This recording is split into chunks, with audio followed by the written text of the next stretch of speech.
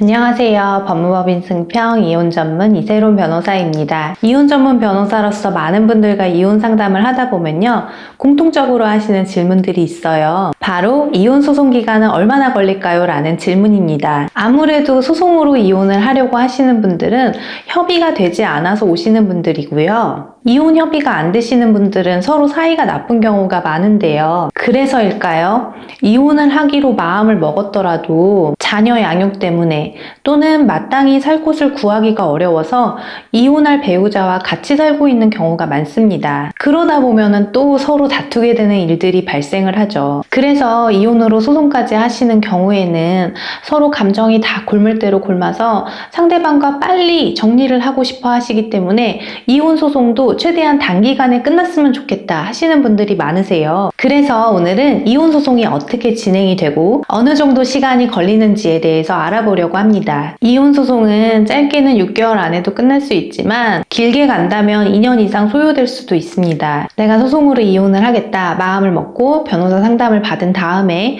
마음에 드는 변호사를 선임을 해서 이혼 소송을 진행을 하게 되겠죠. 많은 변호사님들이 비슷한 과정을 거치시겠지만 저 같은 경우에는 의뢰인과 소통을 하면서 진술서, 상대방의 부정행위나 폭행이나 폭언 등의 사유들을 입증할 수 있는 카카오톡 메시지, 녹취 파일, 사진 등의 그런 증거 자료들을 정리해서 제공해달라고 요청을 드리고 있어요. 이렇게 받은 자료들을 취합하고 정리를 해서 이혼 소장 초안을 작성하게 됩니다. 제가 소장 초안을 작성을 한 이후에는 의뢰인에게 그 내용을 제공을 해주고 여러 차례 피드백을 받은 다음 수정하는 과정을 거쳐가지고 소장을 제출하게 돼요. 이 과정이 빠르면 2주에서 길면 한 달 정도의 시간이 소요된다고 보시면 됩니다. 소장이 접수된 이후에는 관할 법원의 담당 재판부에 배당이 되고 배당이 된 이후에는 재판부에서 상대방 배우자에게 소장을 송달하게 됩니다. 이혼 소송의 경우에는 상대방 배우자가 어디에 사는지 어느 직장에 다니는지를 다 알고 있는 경우가 많기 때문에 상대방이 소장을 수령하기 쉬운 곳을 송달 장소로 적어서 소장을 제출하는 것이 일반적이고 별거 기간이 너무 길어서 상대방이 어디에 사는지를 아예 모르겠다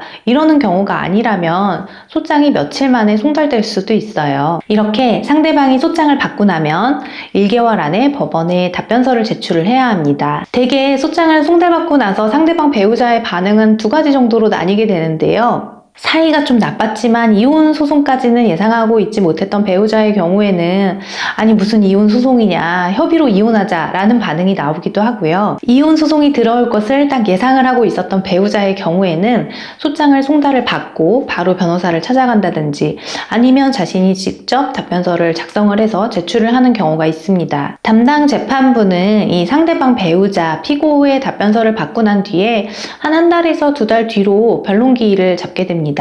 이때 이제 피고가 변호사를 선임한 경우라고 한다면 양쪽 변호사가 변론기일에 다 출석을 하게 되고요. 당사자들은 출석을 하는 경우도 있고 출석하지 않는 경우도 있습니다. 첫 번째 재판기일이 열리면 재판부에서 피고에게 이혼에 대해서 어떻게 생각을 하는지, 이혼에 동의하는지 여부를 묻게 되고요. 이때 피고가 나는 이혼을 원하지 않습니다 라고 대답을 할 수도 있고 이혼에는 동의를 하지만 위자료, 재산분할, 친권, 양육권에 대해서 제 의견은 다릅니다 라고 말을 할 수도 있어요. 만약에 혼인 파탄의 그런 잘못이 누구에게 있는지에 대해서 의견이 다르다거나 아니면 양육자 지정에 대해서 서로 내가 양육자로 지정이 되어야 한다거나 이렇게 의견이 첨예하게 대립되는 경우라고 한다면 재판부에서 가사조사나 가사상담 등의 조정조치 명령을 내릴 수도 있습니다. 그러면 가사조사나 가사상담 그 과정에 있어서는 당사자들이 변호사 없이 조사관이나 상담사 앞에서 직접 자신의 이야기를 털어놓게 돼요. 그래서 이 과정에서 가사조사관은 혼인이 정말 회복되기 어려울 만큼 파탄이 되었는지 그렇다면 그 잘못은 누구에게 있는지 엄마와 아빠 양육 환경은 각자가 어떠한지 누가 더 아이를 키우는 것이 적절할지 이러한 부분들에 대해서 전문적으로 정상적으로 조사를 하게 됩니다. 가사조사는요, 보통 원고와 피고가 같은 날 이루어지는 경우가 많기 때문에 스케줄을 조절을 해야 돼서 한 달에 한 번 정도 이루어지는 경우가 대부분이고요. 5회에서 6회, 길어지면 10회까지도 받는 경우가 있습니다. 그래서 보통 가사조사 과정에서 한 통상적으로 3개월, 길어지면 6개월 그 이상도 진행이 될 수 있어요. 가사조사 같은 절차를 마친 후에는요, 그 담당했던 조사관님이 보고서를 작성해서 재판부에 올리게 되고요. 이 보고서가 들어온 다음에 재판부에서 다시 변론기일을 지정하게 됩니다. 이렇게 재판부로부터 조정조치 명령이 내려진 이후라면 가사조사가 다 끝난 다음에 변론기일이 지정이 되게 되고요. 그 이후에도 한 달 간격으로 변론기일이 잡히게 돼요. 이렇게 변론기일이 진행되는 과정에서 서로가 보유한 부동산이라든지 예금 등을 소상히 밝혀라 라고 하는 재산 명시 절차 같은 거를 거치기도 하고요. 상대방이 재산 내역을 모두 다 투명하게 공개했는지를 살펴보기 위해서 금융거래정보 제출명령 신청이라든지 사실조회라든지 감정신청이라든지 이런 여러 가지 방법들을 통해서 서로의 적극재산과 소극재산을 낱낱이 밝히고 정리하는 절차를 거치게 됩니다. 그러면 이제 재판기일이 2회를 넘어서서 한 달 간격으로 3회, 4회, 5회까지 이렇게 잡히게 되면서 이혼 소송이 1년을 훌쩍 넘어가게 되고 길어지면 2년 이상까지도 소요가 될 수 있어요. 그래서 이 과정에서 소송이 이제 길어지다 보니 서로 지치는 마음도 있고 빨리 소송을 끝내는 것이 조금 더 낫겠다라고 생각이 들면 양쪽 변호사들끼리 의견을 조율을 해서 이혼을 조정으로 마무리 짓거나 아니면 재판부에서 화해 공고 결정이라는 절차를 통해 판결 없이 이혼 소송이 마무리되는 경우도 있습니다. 하지만 양쪽의 의견이 서로 첨예하게 대립을 해서 조정이나 화해 공고 결정 등으로 사건을 마무리할 수 없는 경우에는 재판부에서는 변론을 종결하게 되고 선고기일을 지정하게 됩니다. 보통 변론이 종결되고 난 뒤에 한 달 뒤 정도로 선고기일이 잡히는 경우가 많고요.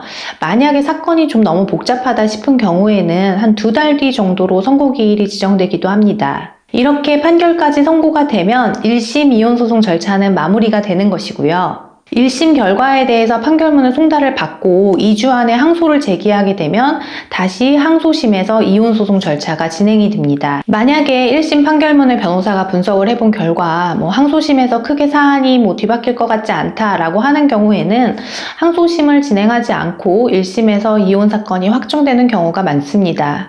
오늘은 이혼소송의 절차와 기간에 대해서 알아보았는데요. 이혼소송은 민사소송과는 달리 가사조사 같은 절차가 있어서 소송이 더 길어지는 경우도 많고 이 과정에서 배우자와의 갈등이 더 심화되는 경우도 많거니와 또 자녀가 또 힘들어하는 모습을 보게 되면서 심적으로 많이 힘들어하세요. 그래서 무엇보다도 이혼 소송이 진행되는 이 긴 시간 동안 마음을 잘 다잡고 변호사와 사건 진행 상황에 대해서 공유하고 계속해서 소통을 하는 것이 승소를 위해서는 무엇보다도 중요합니다.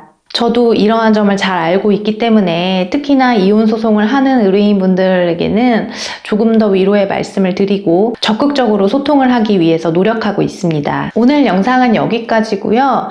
이혼을 고민하면서 힘든 시간을 보내시는 분들에게 조금이나마 도움이 되는 영상이었으면 좋겠습니다. 영상을 시청해 주셔서 감사합니다.